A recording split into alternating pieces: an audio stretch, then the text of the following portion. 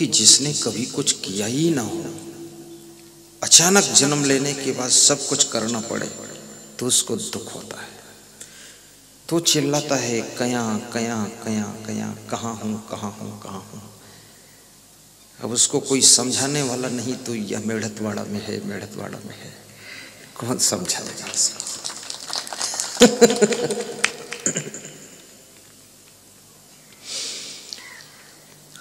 और जिस रोज जन्म होता है, जिसके घर में जन्म होता है, उस घर के लोग बहुत खुश होते, खुशियां मनाते। लेकिन जिसका जन्म हुआ है वो रो रहा है, और जिसके घर में जन्म हुआ वो सब हंस रहे हैं। बड़ी मजे की बात है कि जन्म लेने वाला खुश नहीं है, और जिनके घर में जन्म हुआ वो बहुत खुश हो रहे हैं। तो कबीर साहब यहाँ पर इस जीव को चुनौती दे रहे हैं कि तेरे जन्म में तेरे परिवार के लोग, कुटुंब के लोग, रिश्तेदार लोग खुश हो रहे थे, हंस रहे थे, खुशियां मना रहे थे, ढोल बजा रहे थे, आनंद उठा रहे थे। तो बचपन, जवानी और बुढ़ापा ऐसे बिताना, जिंदगी ऐसे जीना कि जन्म के समय तुमने सबको खुश किया है तो जिंदगी भर अपने कर्मों से भी सबको खुश ही रखना, फिर दुख मत देना।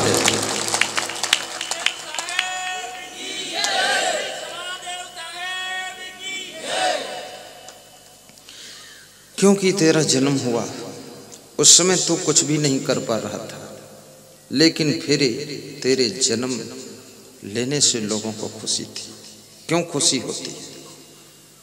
इसलिए खुशी होती है उस बालक के प्रति बड़ी आशा रहती है। माँ को भी आशा है बालक बड़ा होगा, घर की समस्याएं हल करेगा।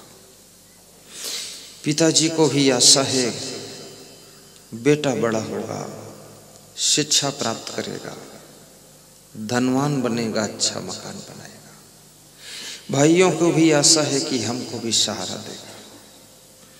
रिश्तेदारों को भी आशा है, तुम्हारे मामा नाना को भी आशा है कि मेरा भांजा मेरी भी ख्याल रखेगा। एक व्यक्ति से कितने लोग आशा लेकर के खुश हो रहे हैं,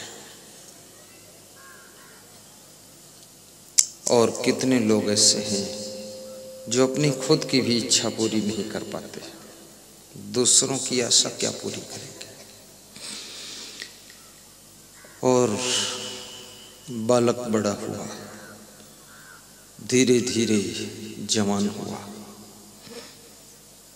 स्कूल में पढ़ने गया, फेल हो गया,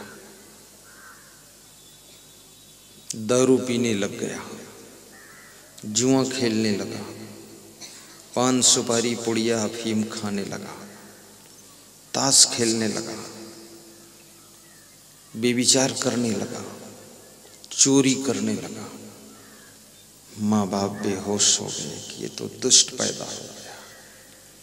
मुझे नहीं पता था कि रावण पैदा हुआ, हम तो जानते थे राम पैदा हुए। राम नहीं, ये हराम पैदा हो गया, जीना हराम कर दिया।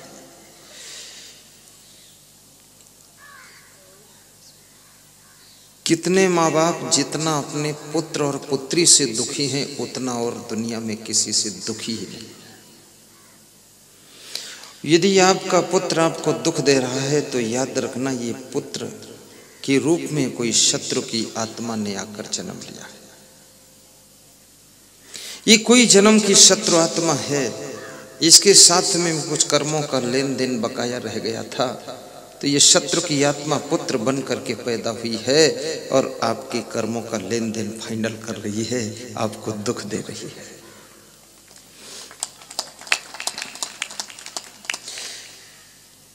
हर व्यक्ति के घर में पुत्र के रूप में पुत्र का जन्म नहीं होता है। कभी कभी पिता की आत्मा पुत्र के रूप में आकर जन्म लेती है।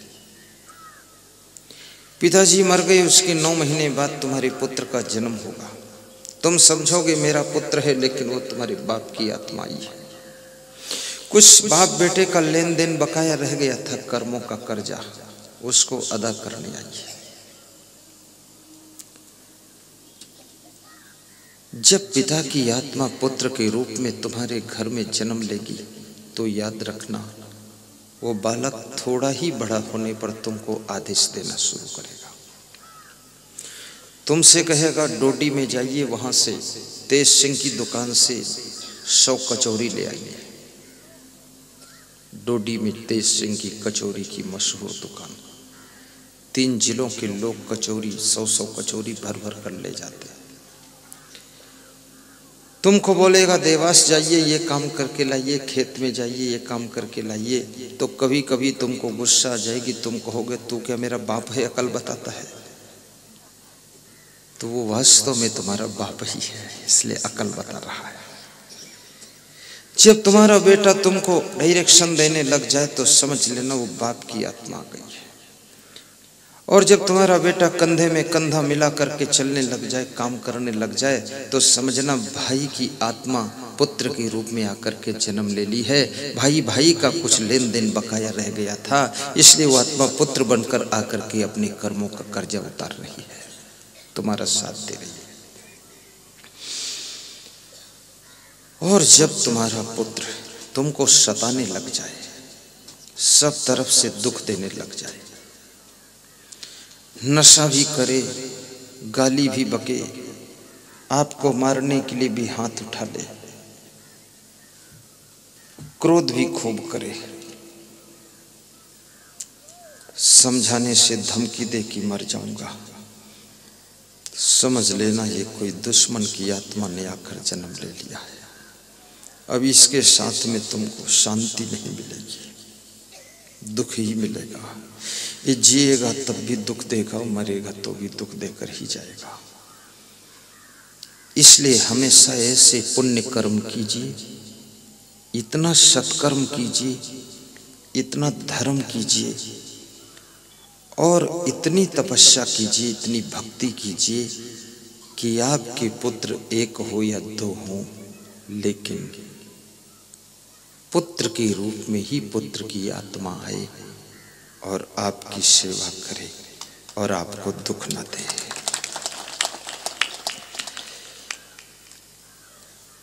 इसलिए कहते हैं कि मनुष्य को प्रवचन जरूर सुनना चाहिए।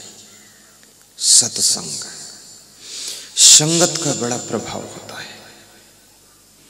सत्संग से पाप कटते हैं, पुण्य बढ़ते हैं, और सत्संग कराने से बहुत बड़ा धर्म होता है। कैसे धर्म होता है? जैसे इस मेढ़तवाड़ा की पावन धरा पर माना कि ये 3000 श्रोता बैठे सत्संग सुन रहे हैं, 3-4 हजार लोग। ये 4000 आदमियों को अच्छे विचार मिलेंगे,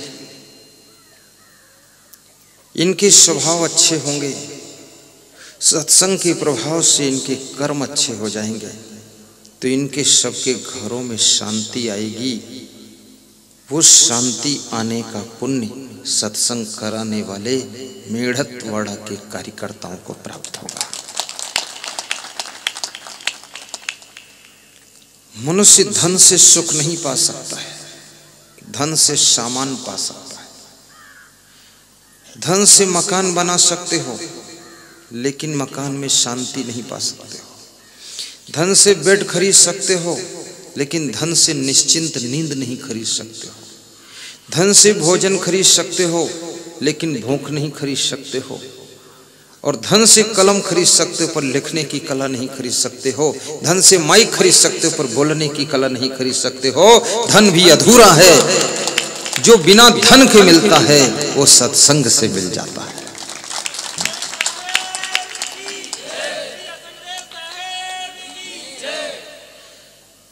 तुम 1 लाख रुपए लेकर भोपाल शहर में चले जाओ और कहो कि 1 लाख की शांति दे दो, कोई दुकानदार नहीं देगा।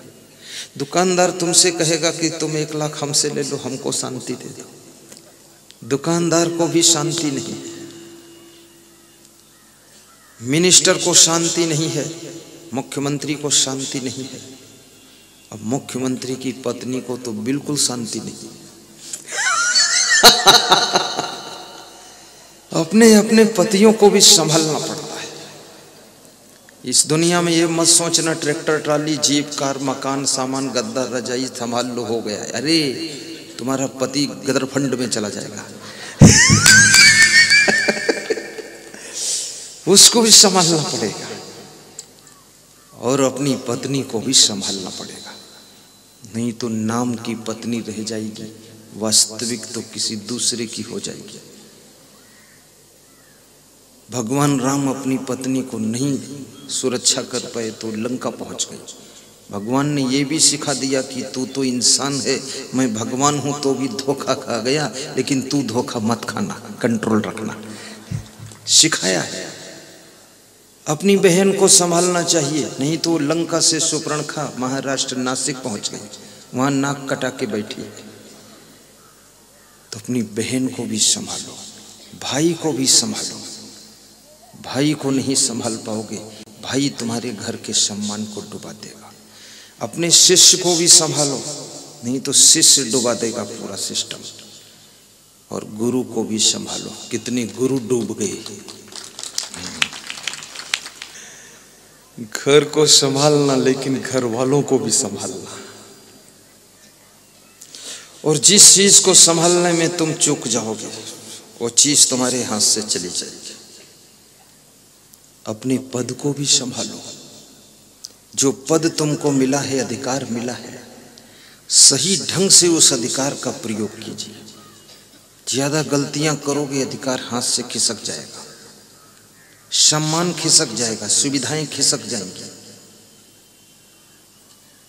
और ये भी याद रखना, अपनी सुविधाओं को भी संभालो। यदि तुमको सुविधाएं मिली हैं तो सुविधा के योग्य बनो। अगर सुविधा की योग्यता प्राप्त नहीं करोगे ऐसी, तो थोड़े दिन में सुविधा तुम्हारी कट होने वाली है। उल्टा पलटा काम मत करो। कितने लोगों को बहुत बड़ा सम्मान का पद मिला, उन्होंने उल्टा पलटा काम बंद ही नहीं किया, सम्मान का पद खत्म हो गया। और कितने लोगों को बहुत बड़ी सुविधा मिली, फैसिलिटी मिली, व्यवस्था मिली, उन्होंने ध्यान नहीं दिया, अपनी उल्टी गंगा बहाते रहे, आखिर वो सुविधाएं कट हो गई। सम्मान मिल रहा है तो ज्यादा सावधान हो जाइए, और सम्मान नहीं मिल रहा तो फिर ज्यादा सावधानी की जरूरत नहीं, क्योंकि जीरो पर तो खड़े ही हो। आकाश में हवाई जहाज में उड़ रहे हो तो अब ज्यादा सावधान रहने की जरूरत है, क्योंकि गिरे तो चकनाचूर। लेकिन जमीन पर खड़े हो, ज्यादा सावधानी की जरूरत नहीं, गिरे तो मिट्टी लग जाएगी, झाड़ लोगे, खत्म कहानी हो जाएगी। और ऊपर से गिरोगे तो मिट्टी के टट्टी भी निकल जाएगी, सब हालत खराब हो जाएगी। इसलिए कहते हैं जो जितनी ऊंचाई को छू रहा है उसको उतना सावधान रहना चाहिए। और ये भी याद रखना, इस दुनिया के अंदर सम्मान को प्राप्त करना भी कोई छोटी बात नहीं है। एक पॉइंट अगर आपका वीक है तो आपका सम्मान खिसक जाएगा, और सभी पॉइंट कंप्लीट है तो आपका सम्मान सुरक्षित रहेगा। इसलिए अपनी वाणी पर भी ध्यान दीजिए, कर्म पर भी ध्यान दीजिए, स्वभाव पर भी ध्यान दीजिए, चरित्र पर ध्यान दीजिए, विचारों पर ध्यान दीजिए, व्यवहार पर ध्यान दीजिए, और अपने स्वभाव पर भी ध्यान दीजिए कि मेरा स्वभाव कैसा है और कैसा होना चाहिए, मेरी वाणी कैसी और कैसी होनी चाहिए, मेरे कर्म कैसे और कैसे होने चाहिए, और मेरा व्यवहार कैसा हो कैसा होना चाहिए। ये बात का अगर आप दिन रात चिंतन कर रहे हो तो तुम्हारा सम्मान रोज रोज बढ़ता चला जाएगा।